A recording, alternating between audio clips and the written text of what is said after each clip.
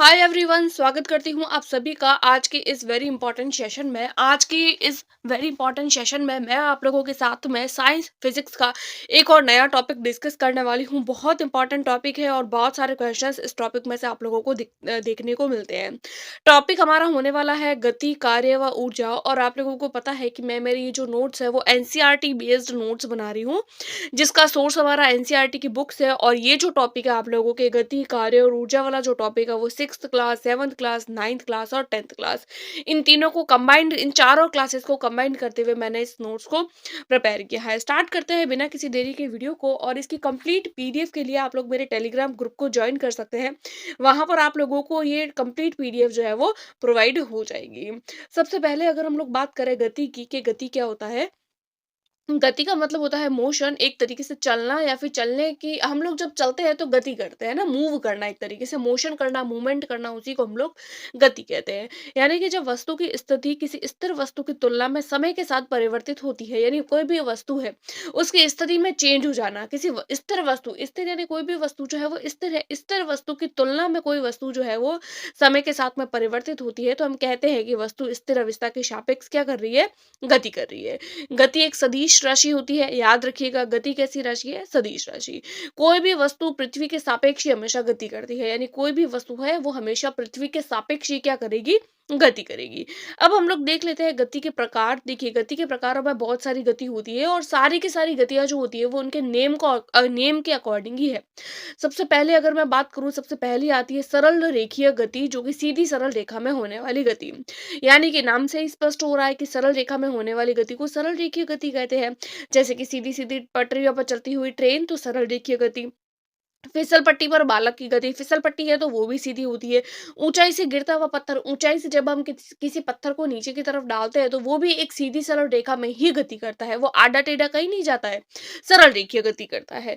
दूसरे प्रकार की गति हम लोग देख लेते हैं वृत्ताकार गति।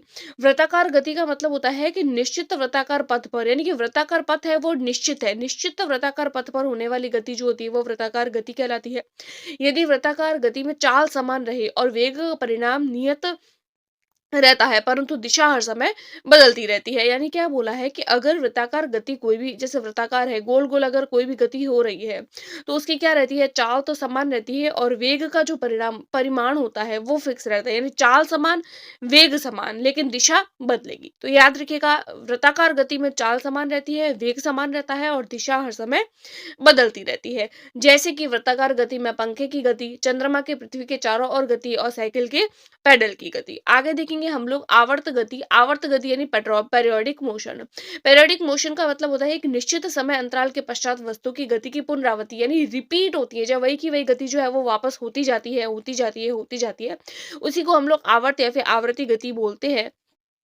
जैसे कि लोलक की गति। अब लोलक को मान लीजिए हम लोगों ने एक बार पकड़ के और छोड़ दिया तो वो लगातार जो गति है वो करता रहेगा। ग्रहों की गति, ग्रह जो होते हैं वो गति करते रहते हैं। परिक्रमण गति, कमान को खींचकर छोड़ देने की गति। वृक्ष की शाखाओं का इधर उधर टहलना, वो वृक्ष की जो शाखाएं होती है वो इधर उधर टहलती रहती है। झूला झूलने वाले बच्चों की गति, सितार के डोरियों की गति, बजते हुए ढोल या तबलों की गति। ये सारी की सारी गतियां किसमें, क्योंकि ये सारी गति होती है जो वो एक निश्चित अंतराल के पश्चात क्या होती है, रिपीट होती है। तो इसी को हम लोग आवर्त गति कहते हैं। आगे देख लेते हैं हम लोग यादृच्छ गति क्या होता है, यानी रैंडम मोशन। जैसे मधुमक्खी वगैरह जो होती है वो कैसे चलती है, रैंडमली, भंवरा वगैरह कहीं पे भी चल सकता है। उनका कोई पथ निश्चित नहीं होता है, तो अनिश्चित पथ व अनिश्चित दिशा में होने वाली गति, वो टेढ़ी मेढ़ी गति को ही हम लोग यादृच्छ गति बोलते हैं। रैंडम तरीके से, जैसे पक्षी, तितली, मक्खी की गति, हॉकी व फुटबॉल खेलते हुए बालकों की गति। जैसे कि हॉकी और फुटबॉल खेलते हुए बच्चे हैं तो उनकी फिक्स थोड़ी ना रहती है कि कहाँ दौड़ना है, कहाँ चलना है, कहाँ किक मारनी है। जहां उनको बॉल मिलती है वहीं वो किक कर जाते हैं। तो वो रैंडम जो होती है वो गति होती है। जैसे कि यहाँ पर अगर हम लोग देखें तो यहाँ पर किसी भी प्रकार से गति हो सकती है। आगे देखेंगे हम लोग के मुक्त पतन क्या होता है। मुक्त पतन, देखिए पतन यानी छोड़ना, मुक्त यानी फ्री तरीके से, नहीं, वस्तु का स्वतंत्रता पूर्वक नीचे की ओर गिरना क्या कहलाता है, मुक्त पतन कहलाता है। वस्तु का स्वतंत्रता पूर्वक नीचे की ओर गिरना क्या कहलाता है, मुक्त पतन कहलाता है। सबसे पहला अब हम लोग देखेंगे अवरोधन दूरी क्या होती है। अवरोधन दूरी का मतलब होता है वह दूरी जो वाहन के ब्रेक लगाने के बाद में, यानी कि वाहन पे ब्रेक लगा दिया लेकिन ब्रेक लगाने के तुरंत बाद जो है वो वाहन की गति नहीं रुकती है। ब्रेक लगा दिए उसके कुछ समय के पश्चात जो है वो उसकी गति रुक जाती है, तो उसी को हम लोग अवरोधन दूरी कहते हैं। उसके बाद में हम लोग देखेंगे दोलन या फिर कंपन गति बोलते हैं जिसको, यानी कि जब आवर्त गति करने वाला पिंड किसी संतुलित अवस्था के आगे पीछे गति करता है। दोलन यानी जब आगे पीछे इस तरीके से या कंपन करता है, तो उसी को हम लोग कंपन या दोलन गति कहते हैं। जब आवृत्ति का मान कम होता है तो दोलन गति होती है, जैसे घड़ी के पेंडुलम की गति। और जब आवृत्ति का मान अधिक होता है तो उस कंपन गति कहते हैं, यानी कि जब आवृत्ति कम हो तो दोलन करता है और जब आवृत्ति अधिक होती है तो कंपन गति होती है, जो जैसे कि संगीत वाद्य के तार का कंपन। अब हम लोग कुछ नोट पॉइंट देख लेते हैं। आवृत्ति क्या होती है, जिसको हम लोग फ्रीक्वेंसी नाम से भी जानते हैं। ये क्वेश्चंस ऐसे होते हैं जिसमें से कभी ना कभी हम लोगों को जो है वो न्यूमेरिकल क्वेश्चंस देखने को मिल जाते हैं। ये टॉपिक ऐसे है, तो इनको आप लोग अच्छे से याद रखिएगा, अच्छे से पढ़िएगा। आवृत्ति यानी जिसको हम लोग फ्रीक्वेंसी के नाम से भी जानते हैं, इसको म्यू से प्रदर्शित करते हैं।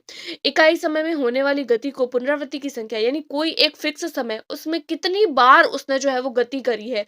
पुनरावृत्ति, मान लीजिए कोई गति है, मान लीजिए झूले की गति है, तो कितनी बार झूले ने इधर उधर इधर उधर इधर उधर गति करी है, तो इधर उधर होने वाली जितनी बार रिपीट किया है वो इसकी आवृत्ति होती है। आवृत्ति का मात्रक जो होता है वो हर्ट्ज होता है या सेकंड की पावर -1 भी होता है।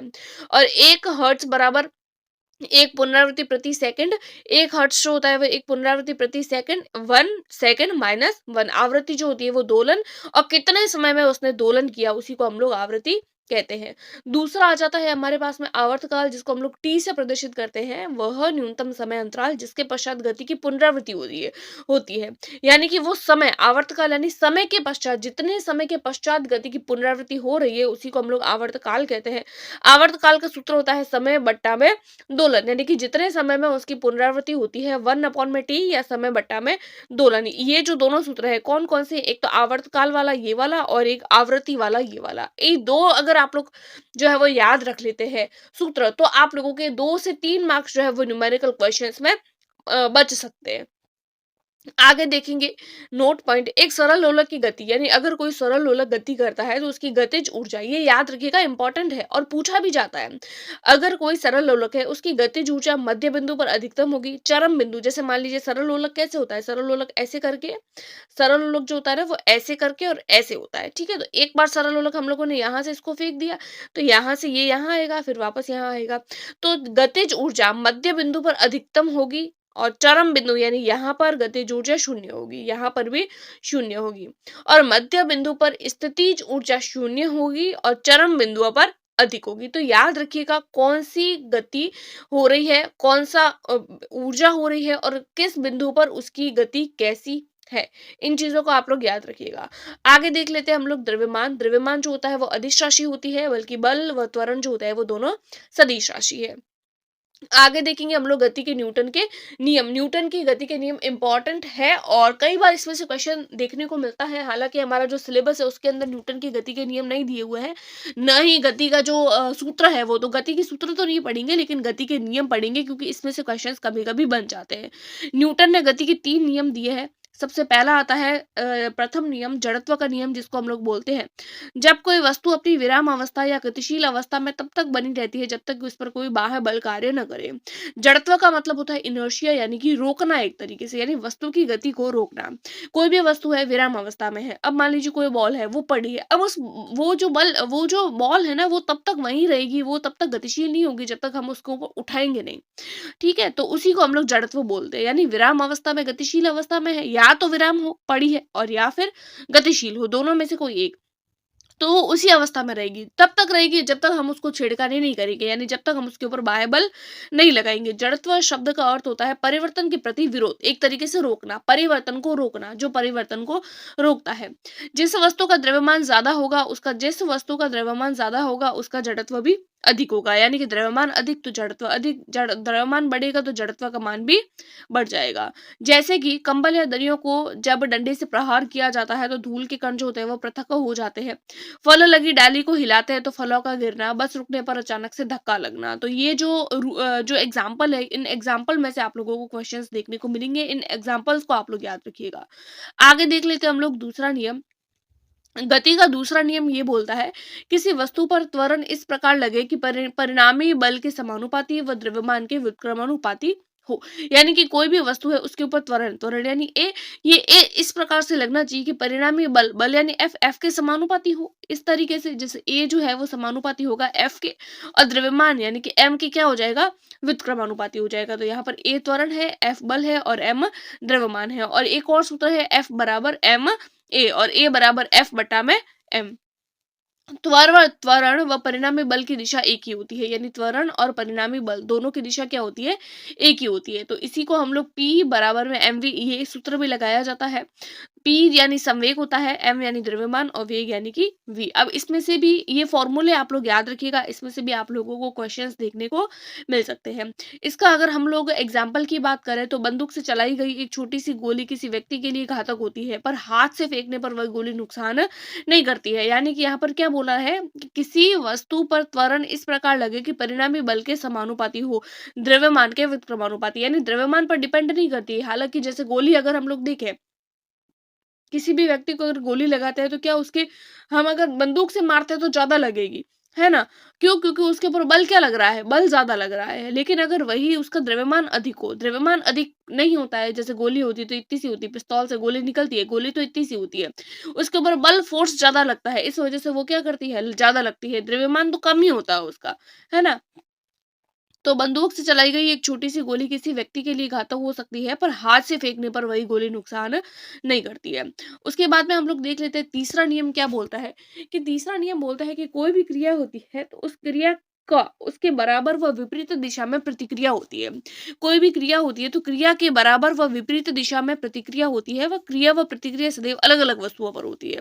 जैसे कि कोई भी दो वस्तु है तो इसके ऊपर क्रिया हो रही है तो इसके ऊपर प्रतिक्रिया हो रही है, दो अलग अलग वस्तुओं के ऊपर, यहाँ क्रिया यहाँ प्रतिक्रिया। जैसे हमारा चलना, तो हम क्या करते हैं, चलते हैं तो पृथ्वी क्या करती है, हमारे विपरीत बल लगाती है, घर्षण बल लगाती है।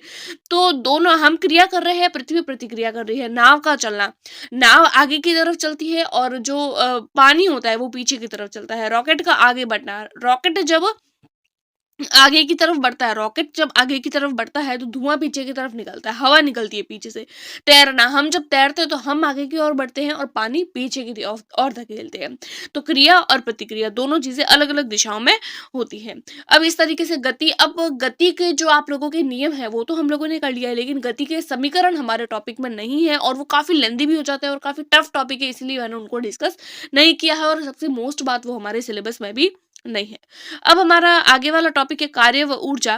कार्य को देख लेते हैं, वर्क क्या होता है। जब किसी वस्तु पर बल लगाया जाता है तो विस्थापन उत्पन्न हो, तो इसका अर्थ है हमने कार्य किया है। यानी कि कोई भी वस्तु है उसके ऊपर अगर हम बल लगाते हैं तो बल लगाने पर विस्थापन है, तो मतलब हमने कार्य किया है। और अगर विस्थापन नहीं हो रहा है तो इसका मतलब हम काम नहीं कर रहे हैं। जैसे मान लीजिए कोई भी पेन है, अब पेन को मैंने उठाया, उठा के और मैंने आगे से पीछे की तरफ रख लिया, यानी उस पेन में क्या हुआ, विस्थापन। पेन एक वस्तु है, वस्तु में विस्थापन हुआ, विस्थापन हुआ यानी कि मैंने काम किया। हालांकि छोटा सा काम था लेकिन फिर भी मैंने काम किया। क्यों? क्योंकि उस कार्य के साथ साथ, बल के साथ साथ क्या था, विस्थापन था। लेकिन वही अगर मैं किसी दरवाजे को खोलना, ऐसा दरवाजा जिसके ऊपर लॉक लगा हुआ है, उसको मैं धक्का देने की कोशिश करूं बार बार बार बार, लेकिन क्या दरवाजा अपने स्थान से खिसकेगा? अगर लॉक लगा हुआ है तो नहीं खिसकेगा। तो मैं काम जरूर कर रही हूँ, लेकिन हमारे हिसाब से काम कर रही हूँ, लेकिन विस्थापन नहीं हुआ है ना, तो विज्ञान के हिसाब से वो काम नहीं है। तो इसके लिए जो है वो विस्थापन का होना साथ साथ जरूरी है। यहाँ पर W बराबर में F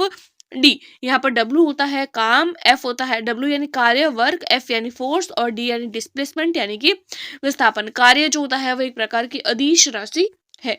इसका मात्रक कार्य का अगर हम लोग देखें तो ऐसा ही मात्रक जो होता है वो जूल मीटर पर सेकंड होता है, kilogram metre square second square होता है। सीजीएस में अर्ग और 1 जूल बराबर 10⁻7 अर्ग होता है।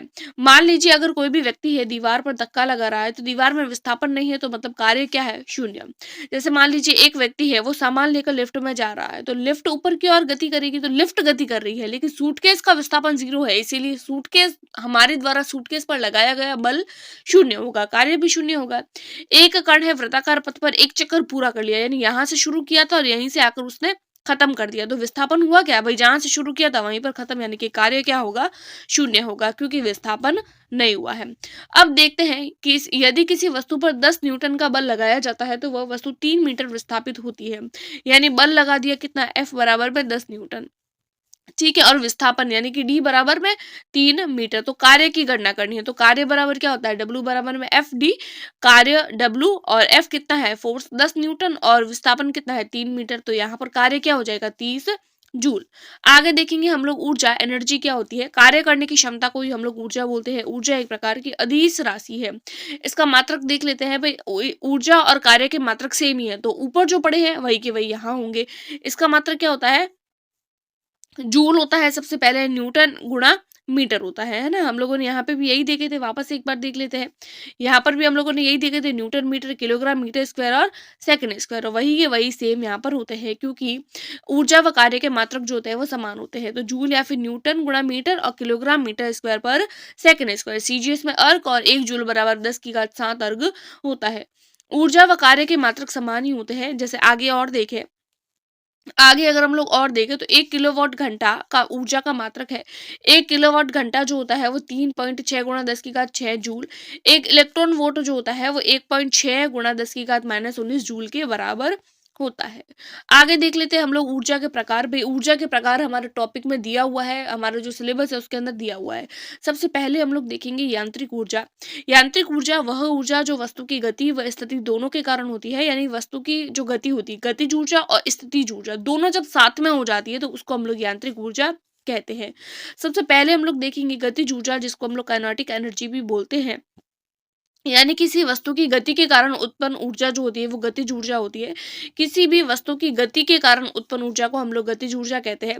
जैसे कि गिरता हुआ पत्थर, तो वो क्या कर रहा है, गति कर रहा है। बहती हुई हवा, बहता हुआ पानी, दौड़ता हुआ खिलाड़ी, लुढ़कता हुआ पत्थर, चलती हुई कार, ये सब के सब क्या कर रहे हैं, गति कर रहे हैं। तो इसी को हम लोग गतिज ऊर्जा कहते हैं। गतिज ऊर्जा, ऊर्जा सदैव अदिश भी राशि होती है और गति हमेशा होती है, इसीलिए इसको हम लोग धनात्मक कहते हैं। स्थिर वस्तु को गतिशील करने में किया गया कार्य तथा m द्रव्यमान की वस्तु v वेग से गति करे तो k बराबर में हाफ mv², ये सूत्र है, इसमें से न्यूमेरिकल भी बन सकता है। ठीक है, आगे देख लेते हैं हम लोग एक न्यूमेरिकल क्वेश्चन। 4 किलोग्राम द्रव्यमान की वस्तु है, यानी m बराबर में कितना है, 4 किलोग्राम, 5 मीटर पर सेकंड के वेग से गतिशील होती है, तो गतिज ऊर्जा का मान निकालना है। भाई गतिज ऊर्जा का मान यहाँ पर क्लियर दिख रहा है हम लोगों को, m बराबर में 4 kg, v बराबर में 5 मीटर पर सेकेंड। तो kinetic energy half mv², half m का मान कितना है, m का मान है हमारे पास में 4 और v² यानी कि 5 × 5 हो गया, तो 2 से 4 कैंसिल आउट हो गया, यहाँ बचा 2। तो इन तीनों को अगर हम लोग मल्टीप्लाई करते तो 15 जूल एनर्जी हमारे पास में आ जाती है। आगे देख लेते हैं हम लोग नोट पॉइंट। किसी वस्तु की गतिज ऊर्जा वेग के परिवर्तन के वर्ग के अनुपात में बढ़ती है। यहाँ पर वही तो है, गतिज ऊर्जा mv², हाफ mv², यानी गतिज ऊर्जा जो होती है वेग में परिवर्तन के वर्ग के, वेग ये वेग है, इसका वर्ग है, तो वेग के परिवर्तन के वर्ग के बराबर होती है, अनुपात में ही होती है। यानी कि अगर गतिज ऊर्जा का मान बढ़ रहा है तो वेग का मान भी जो है वो उसके स्क्वायर में बढ़ेगा, क्योंकि जो वेग है वो स्क्वायर में दिया हुआ है, v² है ना। v वेग से गतिशील गाड़ी में यदि m द्रव्यमान का व्यक्ति बैठा है तो गाड़ी के सापेक्ष व्यक्ति की गतिज ऊर्जा शून्य होगी। यानी v वेग से गतिशील गाड़ी है, गाड़ी गतिशील है, व्यक्ति गतिशील नहीं है, तो व्यक्ति तो वहीं बैठा है ना, तो व्यक्ति गति नहीं कर रहा है, गाड़ी, तो गाड़ी में गतिज ऊर्जा है, व्यक्ति की गतिज ऊर्जा 0 होगी। दूसरी हम लोग देख रहे हैं यहाँ पर स्थितिज ऊर्जा, यानी कि पोटेंशियल एनर्जी किसको बोलते हैं, किसी वस्तु की स्थिति या आकृति में परिवर्तन होने को ही हम लोग स्थितिज ऊर्जा कहते हैं। जैसे धनुष की डोरी को खींचने पर उत्पन्न ऊर्जा, चाबी वाले खिलौने में चाबी भरने पर स्थानांतरित ऊर्जा। जैसे कि धनुष होता है, तो धनुष किस प्रकार से होता है, धनुष इस प्रकार से होता है। अब धनुष की डोरी को जब हम लोग खींचते हैं जैसे इस तरीके से, एक मिनट रुकिएगा, से इस तरीके से धनुष है, अब धनुष को हम लोगों ने इस तरीके से, ये धनुष है, ठीक है, अब धनुष में ये तीर लग रहा है, अब इसकी डोरी को हम लोग खींचते हैं तो क्या होता है, स्थिति में परिवर्तन हुआ, और इस डोरी पहले सीधी थी, अब इस यही ऐसे हो गई, तो इसकी आकृति में भी परिवर्तन हो गया। तो धनुष की डोरी को खींचने पर उत्पन्न ऊर्जा स्थितिज ऊर्जा है। चाबी वाले खिलौने में चाबी भरते हैं तो भी उसमें चाबी भरने पर भी क्या होता है, चाबी भरने पर वो चाबी गोल गोल गोल गोल घूमती जाती है, तो उसकी स्थिति में भी क्या हो जाता है, चेंज हो जाता है। आगे देखेंगे हम लोग गुरुत्वीय स्थितिज ऊर्जा क्या होती है। किसी भी वस्तु को h ऊंचाई पर उठाते हैं तो उसकी ऊर्जा में वृद्धि, यानी h ऊंचाई पर उठाया तो उसकी एनर्जी में क्या होगी, वृद्धि हो जाएगी।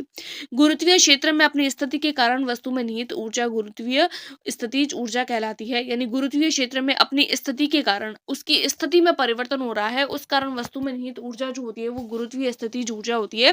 जैसे पोटेंशियल एनर्जी बराबर में mgh। अब यहाँ पर m होता है द्रव्यमान, g होता है गुरुत्वीय त्वरण और h होता है हमारे ऊंचाई। गुरुत्वीय क्षेत्र में वस्तु को एक स्थान से दूसरे स्थान तक ले जाने में किया गया कार्य ही गुरुत्वीय स्थितिज ऊर्जा कहलाता है। यानी कि स्थितिज ऊर्जा यानी कि एक स्थान से दूसरे स्थान पर ले जाने के लिए किया गया कार्य गुरुत्वीय स्थितिज ऊर्जा कहलाती है। आगे देखेंगे हम लोग ऊर्जा संरक्षण का नियम। ऊर्जा संरक्षण का नियम क्या बोलते हैं। ऊर्जा को न तो बनाया जा सकता है, न ही नष्ट किया जा सकता है, अर्थात निकाय की कुल ऊर्जा जो होती है वो संरक्षित रहती है, स्थिर रहती है। उसमें किसी भी प्रकार का हम चेंज जो है वो नहीं कर सकते हैं। इसी को हम लोग ऊर्जा संरक्षण का नियम कहते हैं। आगे देख लेते हैं एक और नोट पॉइंट। यदि गतिज व स्थितिज ऊर्जा का मान शून्य है तो यांत्रिक ऊर्जा शून्य होगी। यानी गतिज ऊर्जा व स्थितिज ऊर्जा दोनों ही शून्य है तो यांत्रिक ऊर्जा शून्य होगी। परंतु यदि यांत्रिक ऊर्जा का मान यदि शून्य है तो आवश्यक नहीं है कि गतिज व स्थितिज ऊर्जा शून्य होगी, वह धनात्मक भी हो सकती है और ऋणात्मक भी हो सकती है। ठीक है, इस पॉइंट को याद रखिएगा, ये इंपॉर्टेंट है। आगे हम लोग देख लेते हैं ऊर्जा के प्रकार अलग अलग। सबसे पहली आती है यांत्रिक ऊर्जा। क्या होती है। वस्तु में गति या स्थिति के कारण निहित ऊर्जा को यांत्रिक ऊर्जा कहते हैं। इसके एग्जाम्पल है जल ऊर्जा, पवन ऊर्जा, पक्षी पक्षी की गति, जल की गति, पवन की गति, पक्षी की गति, गेंद की गति, गिरते हुए पत्थर पत्थर की गति, स्प्रिंग की गति, गुलेल, तीर कमान आदि की गति को यांत्रिक ऊर्जा होती है। गतिज ऊर्जा वस्तु की गति के कारण, जैसे चलती हुई गेंद, बहता हुआ पानी। स्थितिज ऊर्जा तो वस्तु की स्थिति में उत्पन्न ऊर्जा, खिंचा हुआ धनुष, चाबी वाले खिलौने में चाबी बढ़ने पर निहित ऊर्जा। आगे हम लोग देखेंगे ऊष्मा ऊर्जा। ऊष्मा भाई जहां से ऊष्मा मिलती है तो जलती हुई वस्तु में या गर्म वस्तु में निहित ऊर्जा। कोयले की ऊष्मा से ईंधन चलाना तो वो ऊष्मा उसमें से निकलती है। पेट्रोल या डीजल से गाड़ी चलाना, गर्म पानी करना, सूर्य को प्रकाश आदि जो होती है वो ऊष्मा ऊर्जा के प्रकार होते हैं। आगे देखेंगे हम लोग रासायनिक ऊर्जा किसको बोलते हैं। ईंधन में, बैटरी या सेल में निहित ऊर्जा। भाई रासायनिक ऊर्जा किसमें होती है। ईंधन में अगर बैटरी व सेल का उपयोग किया जाता है, जो बैटरी और सेल होता है ना, उसके अंदर आप लोगों की केमिकल एनर्जी होती है। जैसे कोयला, पेट्रोल, डीजल, सभी प्रकार के ईंधन और जितनी भी बैटरीज होती है उसके अंदर रासायनिक ऊर्जा होती है। प्रकाश ऊर्जा किसको बोलते हैं। सूर्य या फिर बल्ब के कारण उत्पन्न ऊर्जा, जैसे सूर्य का प्रकाश, मोमबत्ती, ट्यूबलाइट, धूप में वस्तुएं गर्म होना आदि प्रकाश ऊर्जा होती है। फिर देख लेते हैं हम लोग विद्युत ऊर्जा क्या होती है। आवेशों में प्रवाह के कारण उत्पन्न ऊर्जा जो होती है वो विद्युत ऊर्जा कहते हैं। जैसे बैटरी, जनरेटर, बल्ब, विद्युत मोटर, इन सब में विद्युत ऊर्जा होती है। इनके जो एग्जाम्पल है ना वो बहुत इंपॉर्टेंट है, आ सकते हैं एग्जाम में। फिर देख लेते हैं हम लोग चुंबकीय ऊर्जा। चुंबकीय क्षेत्र में निहित ऊर्जा, जैसे कि चुंबक से लोहे की वस्तु में आकर्षण होना चुंबकीय ऊर्जा का एग्जाम्पल है। ध्वनि ऊर्जा, ध्वनि या कंपन में निहित ऊर्जा, जैसे वाद्य यंत्रों के कंपन के से प्राप्त ध्वनि जो होती है वो ध्वनि ऊर्जा कहलाती है। फिर हम लोग देख लेते हैं परमाणु ऊर्जा क्या होती है। परमाणु नाभिक के संलयन या विखंडन से उत्पन्न ऊर्जा, यानी परमाणु के नाभिक का या तो फिर तो संलयन हो या उसका विखंडन हो तो उसके कारण उत्पन्न जो ऊर्जा होती है उसी को हम लोग परमाणु ऊर्जा कहते हैं। जैसे परमाणु बम या फिर परमाणु भट्टी में निहित ऊर्जा। तो ये तो हम लोगों ने ऊर्जा के एग्जाम्पल देख लिए, उनके काम देख लिए। अब हम लोग आगे देख लेते हैं कि ऊर्जा जो होती है उसमें रूपांतरण किस प्रकार से होता है। जैसे बल्ब या फिर ट्यूबलाइट जो होती है उसमें वो विद्युत ऊर्जा से प्रकाश ऊर्जा में बदलती है। विद्युत हीटर में विद्युत ऊर्जा ऊष्मा ऊर्जा में बदलती है। विद्युत सेल में रासायनिक ऊर्जा विद्युत ऊर्जा में बदलती है। सोलर सेल में प्रकाश ऊर्जा विद्युत ऊर्जा में बदलती है। लाउड स्पीकर में विद्युत ऊर्जा ध्वनि ऊर्जा में बदलती है। जनरेटर में यांत्रिक ऊर्जा विद्युत ऊर्जा में बदलती है। पवन चक्की में यांत्रिक ऊर्जा विद्युत ऊर्जा में बदलती है। डीजल इंजन में रासायनिक ऊर्जा यांत्रिक ऊर्जा में बदलती है। माइक्रोफोन में ध्वनि ऊर्जा रासायनिक ऊर्जा में बदलती है और नाभिकीय भट्टी में परमाणु ऊर्जा ऊष्मा ऊर्जा में बदल जाती है। तो इस तरीके से 10 ऊर्जा और कौन सी ऊर्जा किसमें चेंज हो रही है ये याद रखिएगा, क्वेश्चन आएगा इसमें से। आगे देख लेते हैं हम लोग ऊर्जा के स्रोत। ऊर्जा के स्रोत को दो भागों में बांटा गया है। पहला आता है परंपरागत ऊर्जा के स्रोत। परंपरागत स्रोत का मतलब होता है जो सीमित है, एक बार अगर खत्म कर लिया तो उनको वापस नवीनीकरण नहीं कर सकते, वापस प्राप्त नहीं कर सकते। इसीलिए जो परंपरागत होते हैं वो गैर नवीनीकरण होते हैं। परंपरागत यानी कि जो सीमित है और जिसको वापस प्राप्त नहीं कर सकते, यानी नया नहीं कर सकते, तो वो गैर नवीनीकरण हो गए। और दूसरा, एक तो होता है परंपरागत, दूसरा होता है गैर परंपरागत। अब आप लोग याद रखिएगा, यहाँ पर भी गैर है, यहाँ पर भी गैर है, तो कंफ्यूज मत होइएगा। ये परंपरागत है, गैर नवीकरणीय है। गैर परंपरागत है और नवीकरणीय है। तो यहाँ पर नवीकरणीय जो असीमित है, एक बार प्राप्त हुआ बार बार प्राप्त होता रहेगा। ठीक है, जैसे वैकल्पिक ऊर्जा स्रोत भी इनको हम लोग बोलते हैं। देखिए, जो परंपरागत होते हैं, जो सीमित है, उसको दो भागों में बांटा गया है। पहला आता है कास्ट लकड़ी ईंधन जो होता है वो, और दूसरे में आ जाता है जीवाश्म ईंधन, जिसमें आप लोगों के पेट्रोल, डीजल, प्राकृतिक गैस, कोयला, ये सारे। और इसमें गैर परंपरागत जिस जो असीमित है, जैसे सौर ऊर्जा, जल ऊर्जा, पवन ऊर्जा, भूतापीय ऊर्जा, जैव ऊर्जा, गोबर गैस, महासागरीय ऊर्जा आदि। अब इन सब की हम लोग डिटेल देखेंगे एक एक करके। सबसे पहले हम लोग देखेंगे परंपरागत ऊर्जा के स्रोत। इन्हें गैर नवीनीकरण ऊर्जा के स्रोत भी कहते हैं, अर्थात इनका भंडार कैसा है, सीमित है और एक दिन में ये खत्म हो जाएंगे। यानी इनका जो भंडार है वो कैसा है, इनका भंडार सीमित है और ये एक दिन ये खत्म भी हो सकते हैं।